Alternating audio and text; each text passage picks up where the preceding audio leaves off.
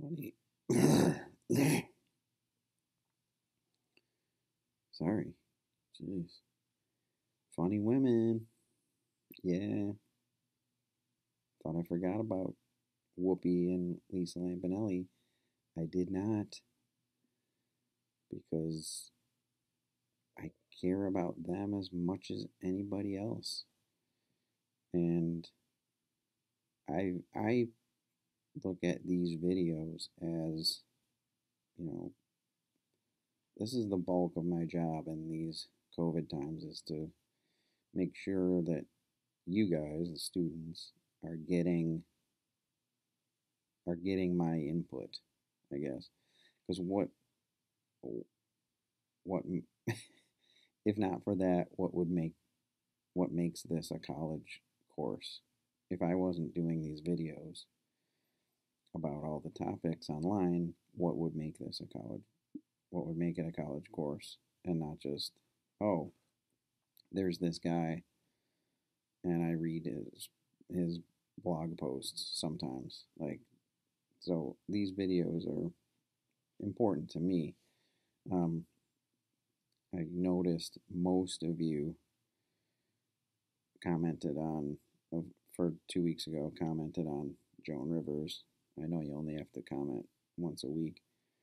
So, not many comments on Whoopi or Lisa Lampanelli, but that's just how it shakes out sometimes. But that doesn't mean that I'm not going to do my part, which is talk to you about Whoopi Goldberg and Lisa Lampanelli.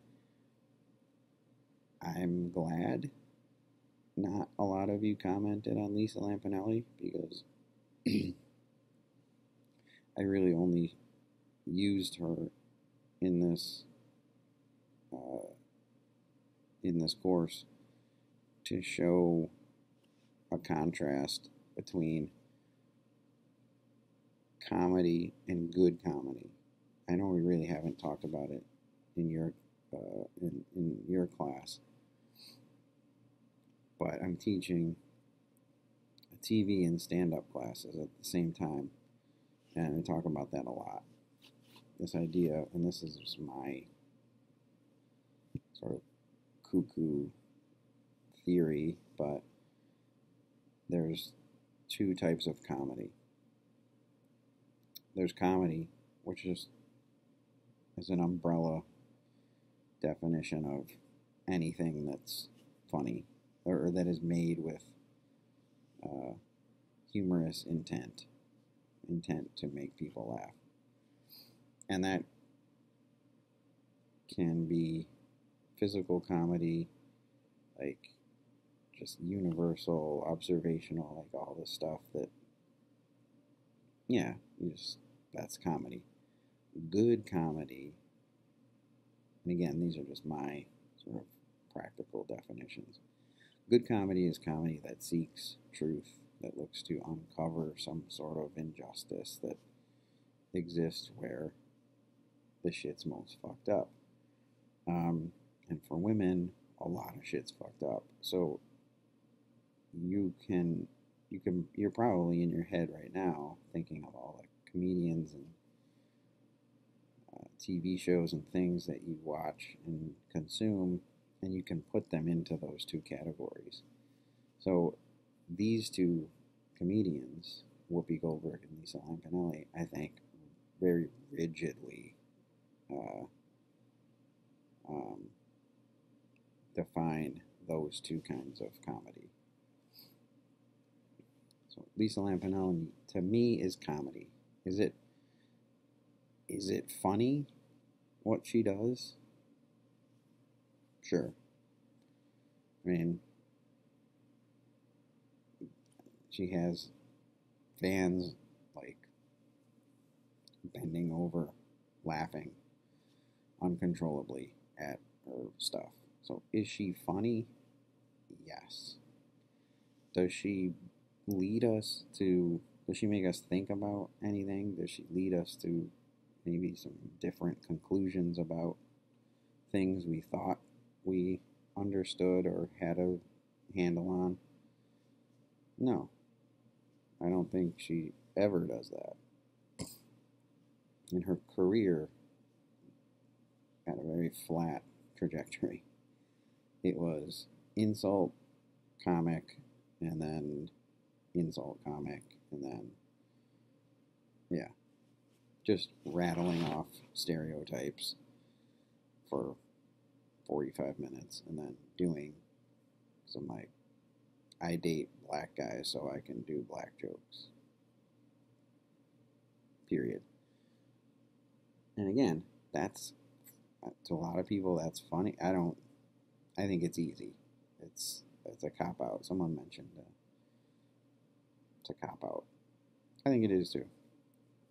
But it's, there's tons of people who love it. And then Whoopi, in her show that you saw, Fontaine is a character that she created for the stage, who's a sort of junkie come clean, and that Fontaine, why am I straight? Like, that's about a lot of shit, right? And it's, I would argue it's as blunt as Lisa Lampanelli is, but it's blunt about, things that matter, right? Instead of, like, perpetuating stereotypes, negative stereotypes, it's about sort of really stretching the or at least manipulating the line between what's funny and meaningful. And that's, that's kind of what we've been doing this whole semester, is looking at things to be like, on the surface, it's this comedy, it's Bewitched, it's Mary Tyler Moore, it's 9 to 5. But there's something underneath that's more important, and that the comedy's invested in. So putting Whoopi next to Lisa Lampanelli, I think, really highlights the difference, and is a very practical example of what I'm talking about with good comedy versus comedy, just in general. So I'll start with Whoopi.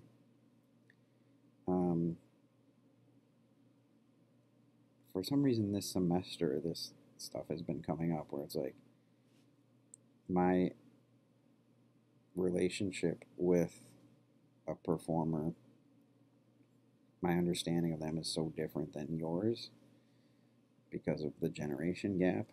It's like, you guys know Whoopi Goldberg from, like, The View. That's probably it. For me, she was, like I mentioned in the post, like, she's EGOT. Emmy, Grammy, Oscar, Tony. And she was just this sort of, this prolific actress, comedian in the 80s and into the 90s.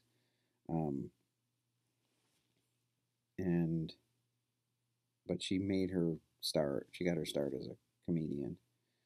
She did an off-Broadway show that Mike Nichols noticed and then put it on Broadway. And then she basically started Comic Relief with Robin Williams and Billy Crystal, which was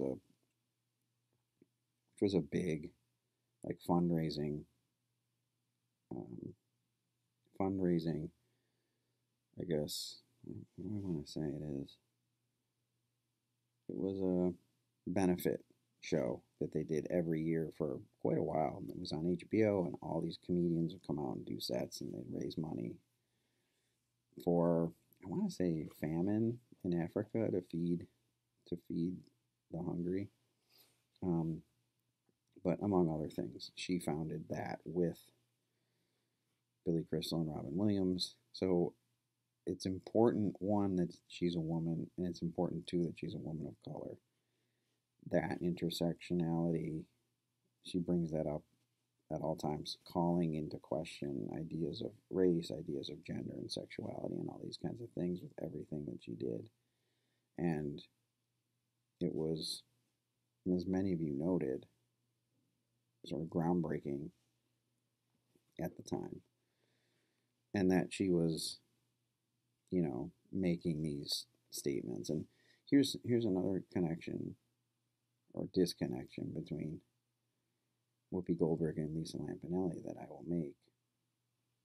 It brings up this idea of what shock comedy is, right?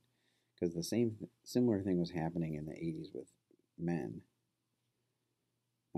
There was shock comedy, which was just saying the most offensive or outrageous thing that you can say for the sake of saying it, which I think defines Lisa Lampanelli very, very closely. And then there was a shock comedy where the ideas were shocking. Like, that's what was shocking, was what they were talking about. It's like Bill Hicks in the late 80s into the 90s was a shock comic, but wasn't just gratuitously shocking, if that makes sense. What was shocking about his work was what it was saying about our government and our social institutions and all these kinds of things. Meanwhile, there's other comedians doing just like fucking, this basically Lampanelli's act, but a dude. And it was hugely popular, of course. So with these two, to me, Whoopi is more shocking because of what she's saying and the ideas behind it. Lisa Lampanelli isn't shocking at all. It's obvious. I mean, some of you mentioned this, but if you watch her after 5 minutes, you know what the jokes are. Like, you might as well turn it off or play it at 1.5 speed. So that's another disconnect, I guess, between those two. Comic relief, I said. So getting into like just some individual bits from that performance. The whole national anthem opening, right? I'm trying to remember. No, I don't think it was the Roseanne thing. Basically, the takeaway from that, I remember we watched it in class last year, and people were like, I didn't understand, like, what was that about? It seemed just, it seemed out of place. I think it was very Colin Kaepernick-y, if in that she's starting her show with the national anthem like it's a sporting event, but she's extremely disrespectful of the anthem, basically saying, why should I respect a country or an anthem that never respected my people and still doesn't grant them the same opportunities and things like that. That is a bold statement to make. Saying that that's a bold statement, and that's a bold, nuanced statement to make, coming out right out at the beginning of your show, saying that all Mexicans are gardeners or maids is that's not a bold statement. Do you see the difference? So, and she starts with this national anthem. You can see there's gonna be this thread of dissent throughout the show,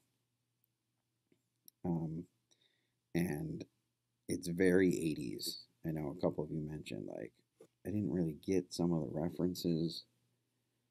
It was very 80s specific, but you guys did notice how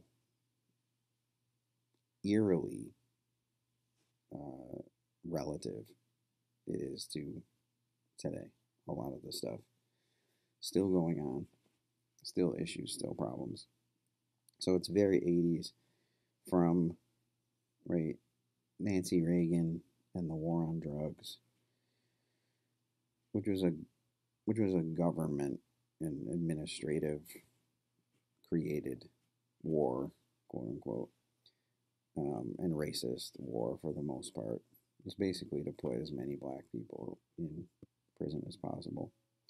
Um, Nancy Reagan, the war on drugs, the baby Jessica thing was, if you didn't know, this girl fell down a well, like, and was trapped down there, and it just captivated the nation, trying to get her out. Yeah, awesome. Um, um, the AIDS epidemic. We haven't talked about it much before in this class, but I've been talking about it in my other classes. Like, it was real, dude, and nobody knew anything about it. That was a big problem. So comedians in general, if you look at stand up through the 80s, especially, a lot of comedians, mostly male, were going out and doing this material on AIDS that just, did not, did not hold up, right? Um, and really just ill-informed and sort of ignorant and things like that. Of course, blaming it on the homosexual community and all this stuff, and assuming you can get it from just like touching a person or whatever.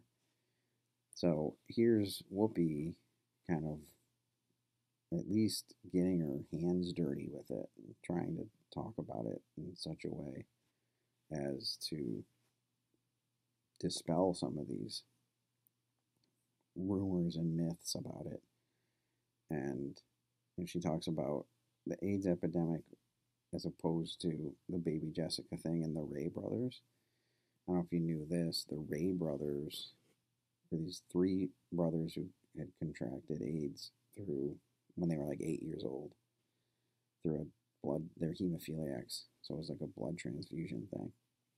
And they got kicked out of their school. Like, everyone was terrified of AIDS just wiping out the world.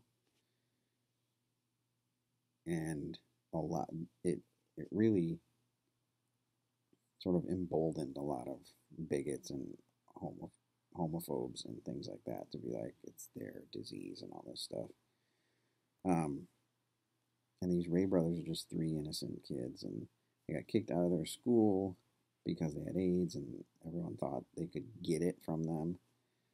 And then they sued the school to go back. They won the settlement. They went back, and then some shithead burned their house down. Just, classic 80s stuff. So just, and then wrap all of that wrapped into this sort of the idea that there was also this powerful and emerging media presence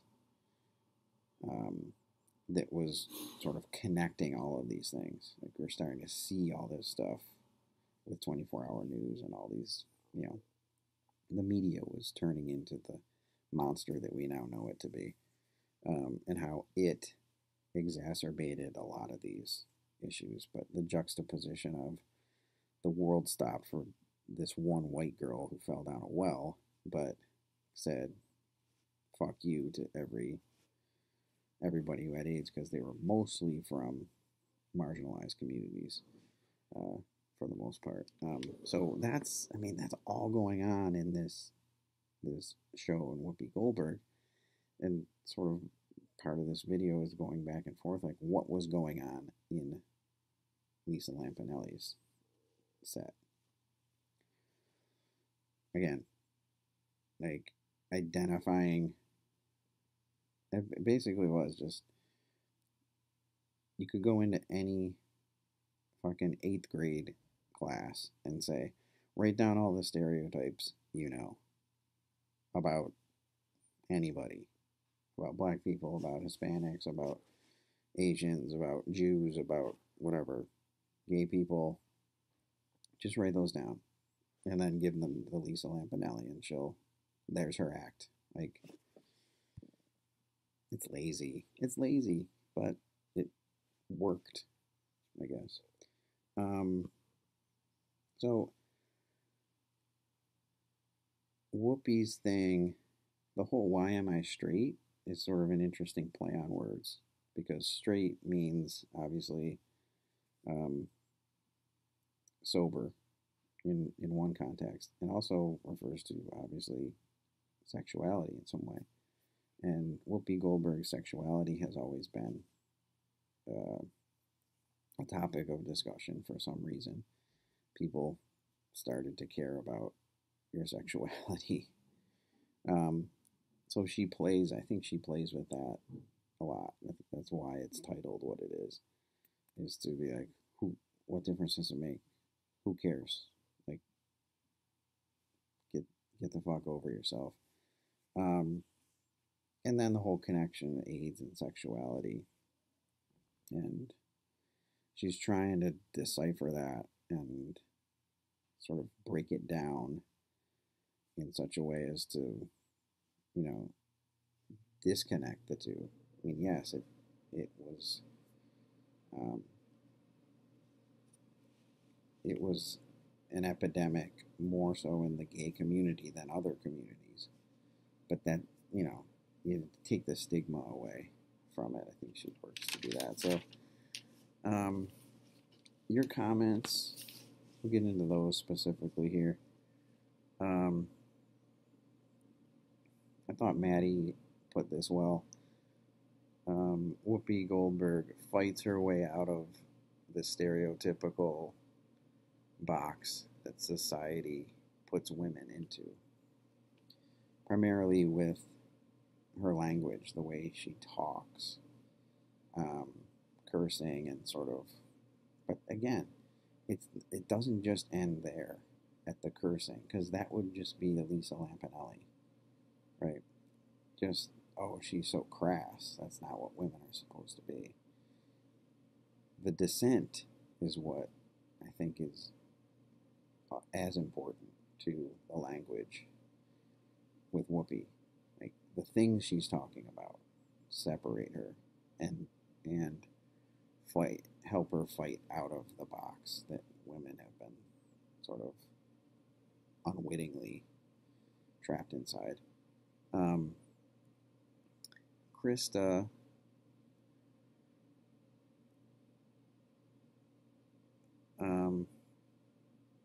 talks about Whoopi. Again, I'm quoting you guys here. Addressing our society with fresh eyes. And she does. She plays that theme multiple times throughout the show, right? Using this character that is was a junkie and is now clean is sort of a metaphor for us, for the country, um, to snap out of whatever has been distracting us from what's really going on, right? Drugs are there. There are any number of things that you could replace drugs with in this case, right? The media is there to sort of keep us distracted from what's really going on, right?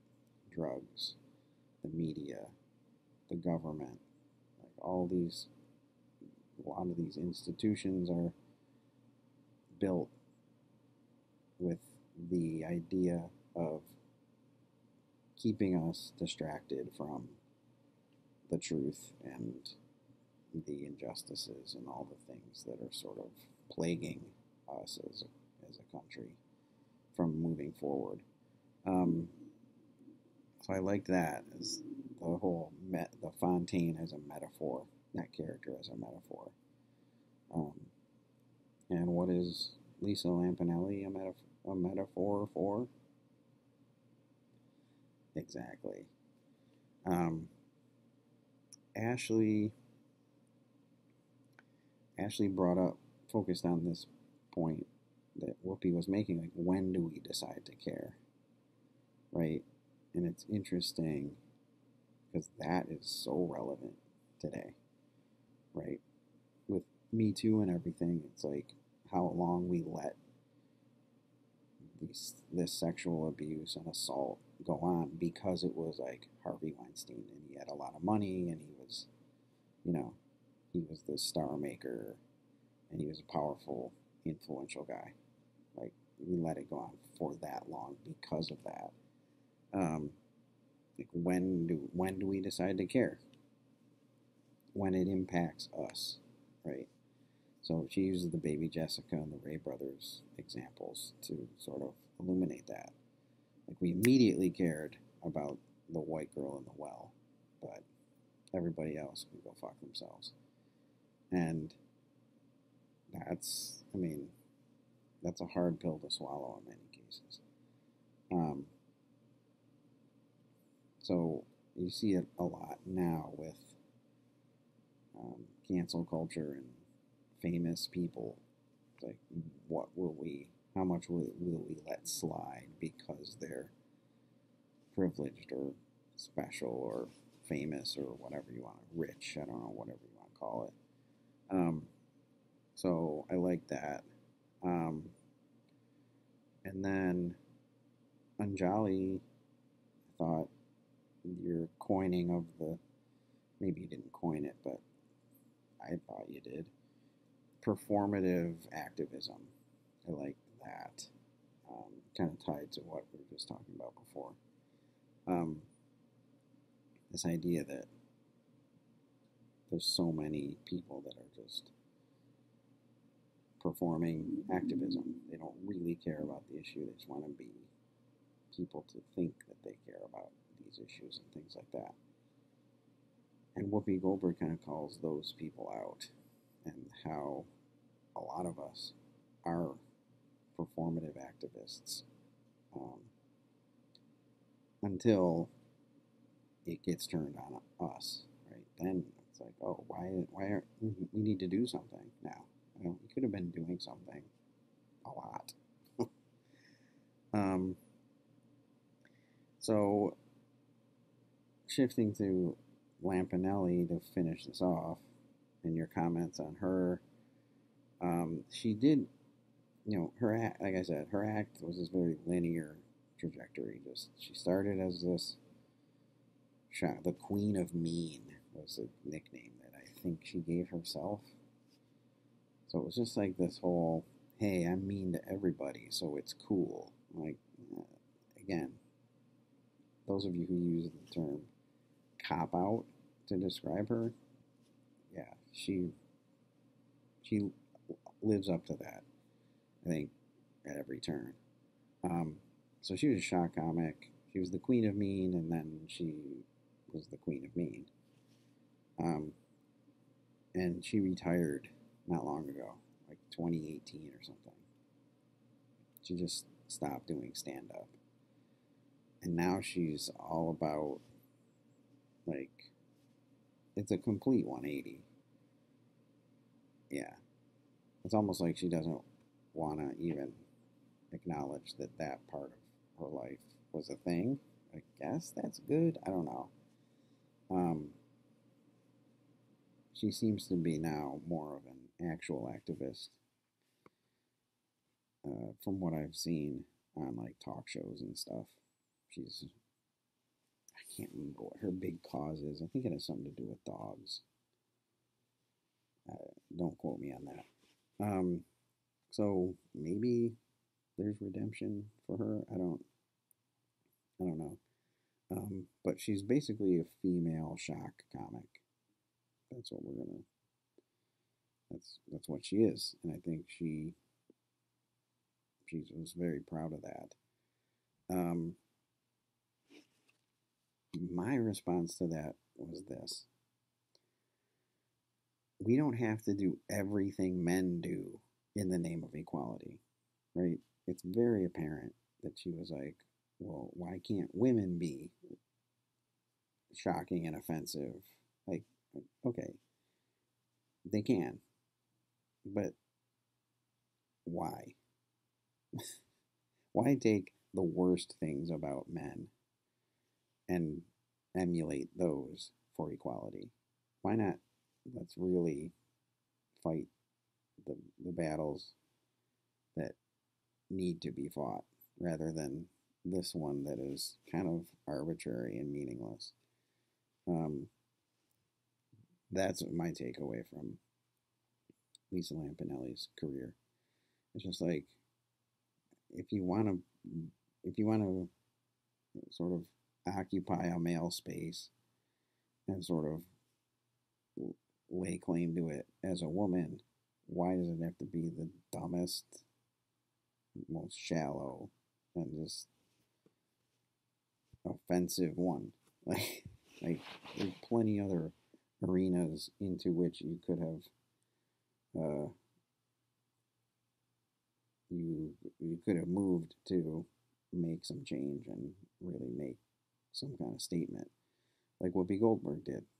I mean, she definitely moved into this male space, and I think did a lot of good with it.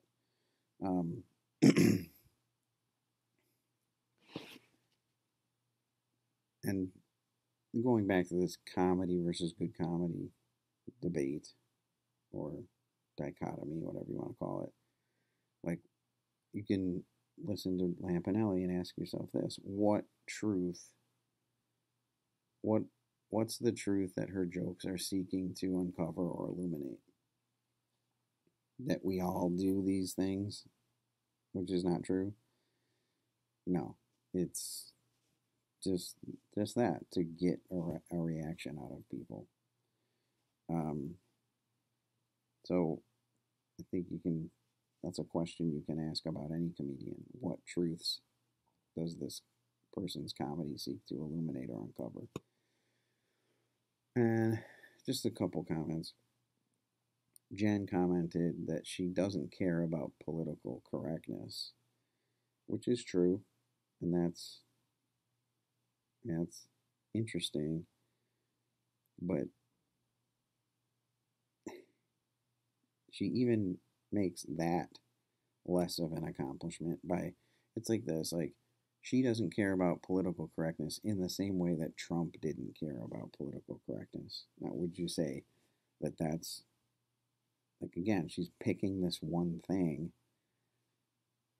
to sort of this one barrier to break down that really like we need other ones broken down, not the one where you get to say whatever the fuck you want, just despite who it might hurt or offend. Right? Like it's the same reason that people praised Trump, and I think we can all agree that that was a stupid thing to sort of latch onto at least. Um, and then Zach said, basically, it's a great place to end. It just got boring, right? making jokes, uh, making jokes that female comedians don't indulge in typically. And it's like, yeah, I think there's a reason women don't indulge in those jokes. They're cheap and easy. Like any of us, any of you could do what Lisa Lampanelli does. Because we all know the stereotypes. You just have to go on stage and say them and direct them at somebody in your audience. So it does get boring. And this is another point about comedy versus good comedy, and I'll leave you with this. Right? Good comedy is always asking us to think. Comedy doesn't necessarily do that inherently. Good comedy does. And it doesn't get boring because it's constantly changing with the times. Right? It's adapting to and reacting to things that really happen and things that really matter. And that's tough for that to get boring. But doing the same jokes over and over and over again, it's boring. After 5 minutes, you're like, all right, I'm good. I got it. I understand. So